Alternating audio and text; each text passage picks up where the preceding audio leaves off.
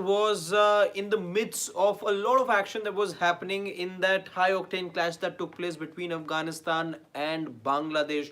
One of the things that happened there was, besides all those crucial runs that he scored, besides all those wickets that he took as well, there was one moment though that has now come under the scanner of the ICC, and for which the Afghanistan captain has been given a demerit point as well. And what is going to be the implication of that demerit point? Does that now mean that Rashid Khan, who has been found guilty of breaching the ICC code of conduct, he has in fact accepted as well of that breach? What does it mean for him as far as the all-important semi-final against South Africa, which Afghanistan are scheduled to play in Taruba? As far as that is concerned, what does that now imply?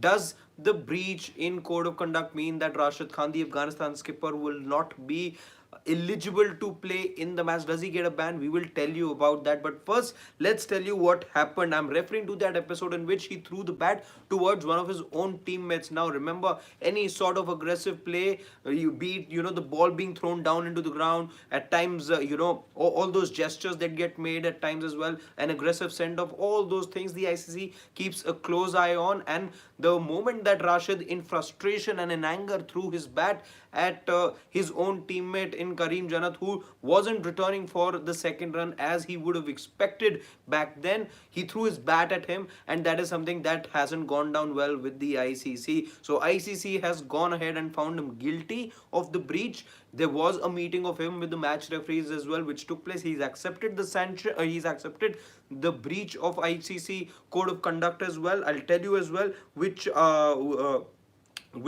article is it of the ICC code of conduct that he breached.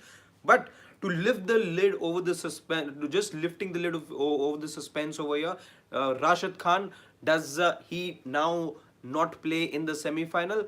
Well, the answer to that is no. Why also, I'll tell you as we go ahead in this video. First things first, Article 2.9 of the ICC Code of Conduct is what Rashid Khan was found in breach of. Like I said, he threw the bat, and that is something that was found to be aggressive. And the ICC press release, as I look at it, it says it relates to throwing a ball or any other item or cricket equipment at or near a player is an inappropriate or dangerous manner during the international match, is something that the ICC doesn't condone of. It also says, in addition to this, one demerit point has been added to his disciplinary record, for whom it was the first offense in 24 months.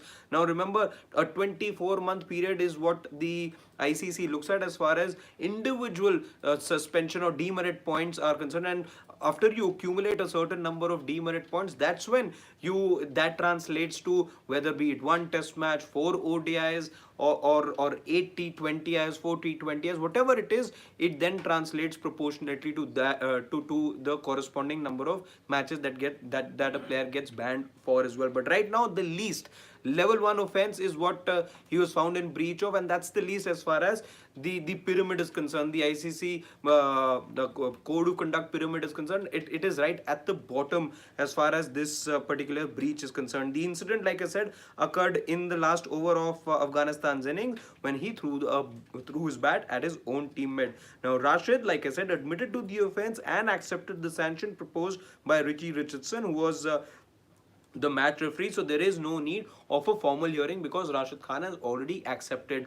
If you're joining us right now, then you must know that Rashid Khan has accepted his breach of code of conduct, but that doesn't mean that he doesn't play in the semi-final against South Africa.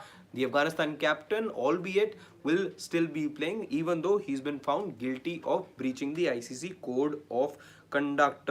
This is something which was pointed out by the on-field umpires as well. And like I said, now what does a level 1 breach mean? A level 1 breach can carry a minimum penalty of an official reprimand, a maximum penalty of 50% of a player's match fee, and 1 or 2 demerit points. So 50% of the match fee gone for Rashid Khan, an official reprimand, and lastly 1 demerit point as well. So not even 2, it does get worse in some cases when players do get awarded 2 demerit points as well, but in this particular case, just the 1 demerit point. Now towards the end, let me just sum things up by telling you what is it that demerit points really translate to. Like I said, now demerit points, two demerit points equate to a ban from one test match or two ODIs or two T20Is, whichever comes first. That is what the ICC keeps in mind with regards to, or what the ICC follows as far as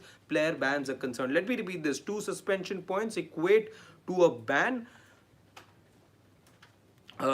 from one test match or two ODIs or two T20Is, whichever comes first, when a player reaches four or more demerit points. Now, in Rashid's case, by the way, so don't mix suspension points with demerit points. When a player reaches four or more demerit points within a 24-month period, they are converted into suspension points and a player is banned. So, Rashid Khan doesn't need to worry at the moment, only the one demerit point for him. Once he reaches the four demerit point mark or more, that is when things will get difficult for him in terms of game time, and that's what the ICC is there for, to ensure that to